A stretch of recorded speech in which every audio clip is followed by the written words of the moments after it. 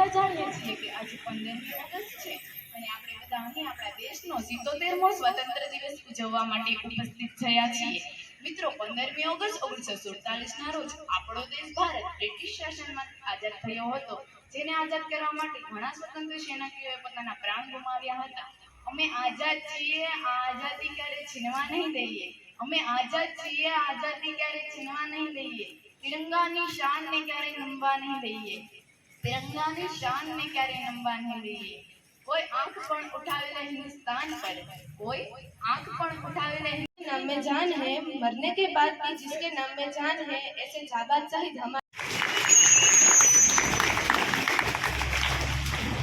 नबड़ा कुळ में जन्मेलो माणस के नबड़ा कुळ में जन्मेलो बाळक हिन जन्मे हिन नव मानव हिन कर्म જેનું ઊંચું કુળ હોય પણ બધી રીતે પૂરો હોય તો હું કામનું અરે કુરિયર ફ્રીઓ ભાવે આપણે કઈ વસ્તુ મગાવી એટલે આવા પણ આપણા યુવાનો ઘણા છોકરાઓ મુકુંદ કોછડિયા દાર્જિલિંગ માં જઈને સારું કુરિયર ખોલ્યો। કાલી છોકરો ખોખો રમતો હતો।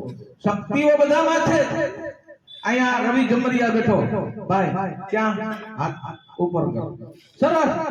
એ છોકરો પહેલેથી હોશિયાર પણ હતો ભણવાનો અને સખત મહેનત વગર કોઈ પણ કાર્યની અંદર આપણે સફળ થઈ શકતા નથી।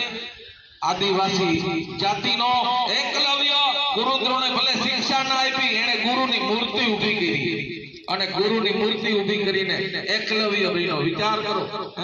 એટલે આવા એકલવ્યો આપણે પણ છીએ, પણ એની પાસેથી ગુરુ દ્રોણે અંગૂઠો લઈ લીધો। એના માટે એની મર્યાદા હતી, પણ દરેક વિદ્યાર્થીમાં કંઈક છે એ આપણા છે। અમે પણ આ સમાજના શિક્ષકો છીએ, આ ગામના છીએ।